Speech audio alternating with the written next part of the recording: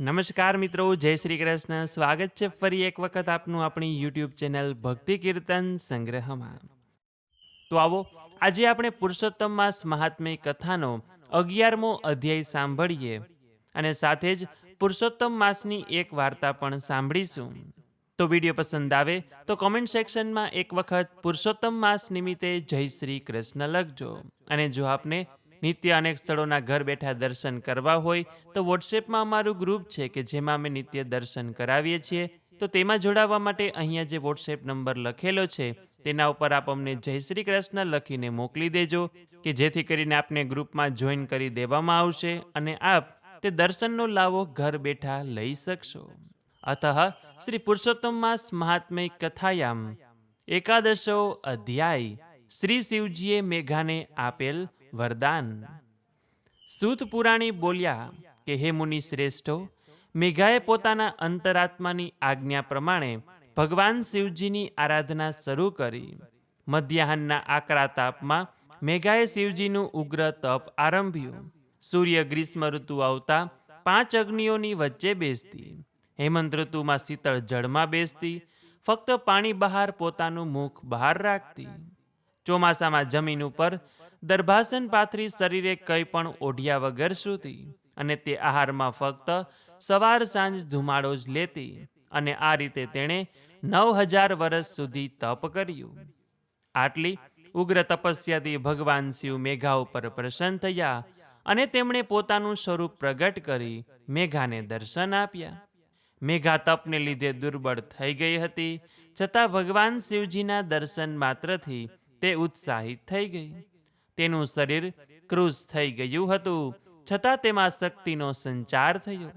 તે ઊભી થઈ અને ભગવાન શિવજીની પૂજા કરી અને સ્તુતિ કરતા કહ્યું કે હે ભોળાનાથ, હે દીનાનાથ, મારા તમને નમસ્કાર છે.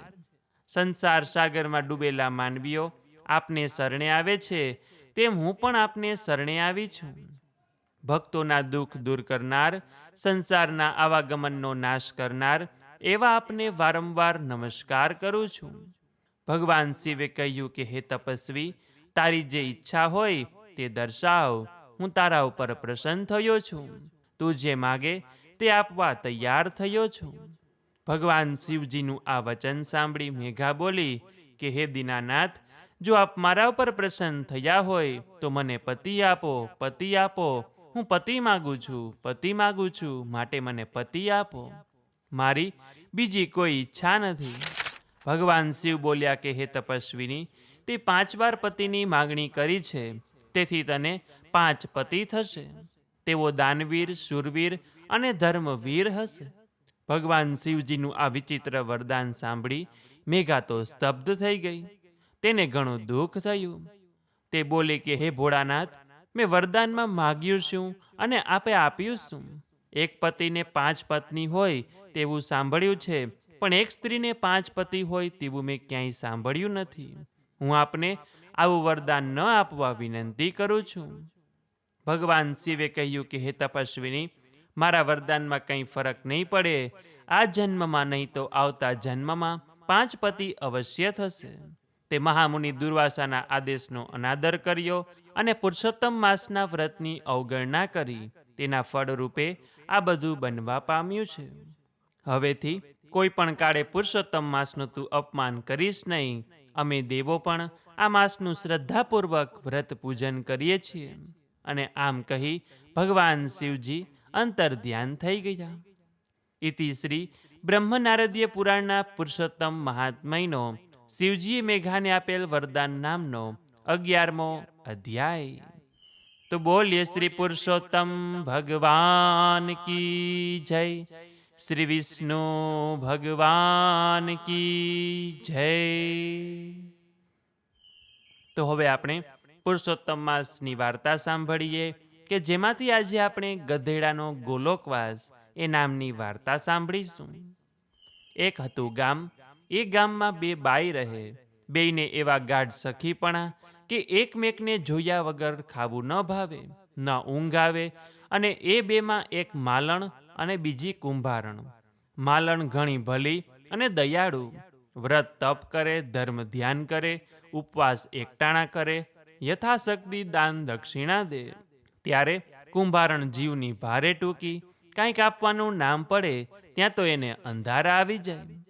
એમ કરતા અધિક માસ આવ્યો. માલણ તો રાજીના રેડ થતી થતી કુંભારણને કહેવા લાગી કે ચાલો વ્રત કરીએ. કુંભારણ બોલી કે મારાથી ભૂખ્યા રહેવાય નહીં, મારે તો કાંઈ વ્રત કરવા નથી, તું તારે કર અને સ્વર્ગ ભોગવ. માલણે બહુ સમજાવી ત્યારે કુંભારણ એકટાણા કરવા તૈયાર થઈ. પછી વાત આવી દાન દક્ષિણાની, તો કુંભારણ બોલી કે પાય કરીને પૈસો ભેગો કર્યો છે, એ તે કાંઈ આપી દેવાય? ઘડપણમાં ખાવું શું? શિયાળાનું છાણું ને જુવાનીનું નાણું સંઘર્યું કામ આવે. મારી પાસે તો કાચા માટલા છે, એ હું દક્ષિણામાં દઉં.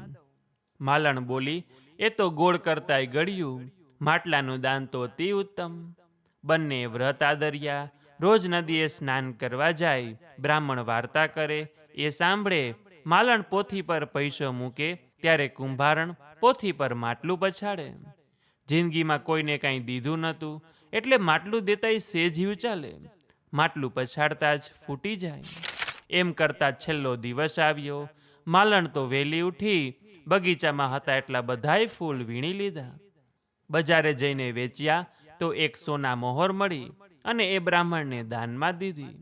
પછી હરકાતી સખી પાસે જઈને પૂછવા લાગી કે તું દાનમાં શું દઈશ? ત્યારે કુંભારણ હસતા બોલી કે કોઈએ કદી ન દીધું હોય એવું દાન દઈશ. એવામાં એક બ્રાહ્મણ આવ્યો. બિચારાને મોટી આશા કે અમૃત માસનો છેલ્લો દિવસ છે, સારી દક્ષિણા મળશે. એટલે બ્રાહ્મણને આંગણે આવેલો જોઈ કુંભારણ ઘર પછવાડેથી ગધેડો લઈ આવી અને કહ્યું કે લો ગોરભા, આ ગધેડો દીધો તમને દાનમાં. બિચારો બ્રાહ્મણ તો ડઘાય જ ગયો. ગધેડાના તે દાન હોય? માલણ પોતાની સખીને સમજાવવા લાગી કે આવું દાન ન કરાય, આવા દાનથી પ્રભુ રીઝે નહીં, રૂઠે. પણ કુંભારણ એકની બે ન થઈ. એ તો ત્રાડ પાડીને બોલી કે દીધું એ દીધું, જો ગોરબા ગધેડો ન સ્વીકારે તો ટાટિયા ભાંગી નાખું. બ્રાહ્મણ તો ડરી ગયો. એ ગધેડો લઈને ચાલતો થયો. અડધા રસ્તે જતા ગધેડો ચક્કર ખાઈને પડ્યો ને તત્કાળ એના પ્રાણ છૂટી ગયા. વૈકુંઠમાં ભગવાન વિષ્ણુને લક્ષ્મીજી વાતો કરી રહ્યા છે, ત્યાં ગધેડો દેખાયો. ગધેડાને જોઈને લક્ષ્મીજી બોલ્યા કે પ્રભુ, ગધેડો અહીં ક્યાંથી?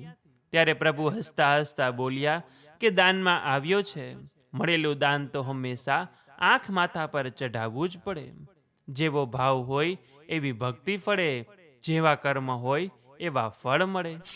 આ બાજુ મૃત્યુલોક પર વ્રત પૂર્ણ થયા પછી માલણે પ્રભુને પ્રાર્થના કરી કે હે પુરુષોત્તમ પ્રભુ, મેં જેવા ભાવથી તમારું વ્રત કર્યું છે એવું ફળ મને મળજો.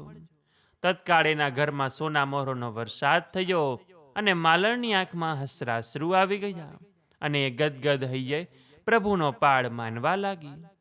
અહીં કુંભારણે પણ એવી જ પ્રાર્થના કરી, પણ આ શું? પ્રાર્થના પૂર્ણ થતાં જ ઘરમાં ગધેડાના લીંડા વરસવા લાગ્યા. જોતામાં તો ઓસરીને ફળિયું ભરાઈ ગયા. કુંભારણ તો બેબાકડી થઈ ગઈ. દોડતી પોતાની સખી પાસે જઈને કહ્યું કે ગજબ થઈ ગયો, ફળ મળવાની વાત તો દૂર રહી, આ તો ગધેડાના લીંડા વરસે છે. માલણ કુંભારણના ઘેર આવી એણે પ્રભુને વિનંતી કરી ત્યારે લીંડા વરસતા બંધ થયા. કુંભારણને સત્ય સમજાયું અને એણે આજીવન પુરુષોત્તમ માસ વ્રત કરવાનો સંકલ્પ કર્યો. માલણે આખી જિંદગી સુખ ભોગવ્યું અને સદેહે વૈકુંઠ પામી. હે પુરુષોત્તમ ભગવાન, તમે જેવા માલણને ફળ્યા એવું આપનું વ્રત કરનાર, વ્રત કથા સાંભળનાર, વિડીયો જોનાર, સાંભળનાર સૌ કોઈને ફળજો, એવી જ આપના ચરણોમાં અમારી પ્રાર્થના છે. તો મિત્રો, આ વાર્તાઓ પરથી આપણને એ શીખ મળે કે માણસને તેના કર્મો અને દાન પાછળના ભાવ મુજબ જ ફળ મળે છે.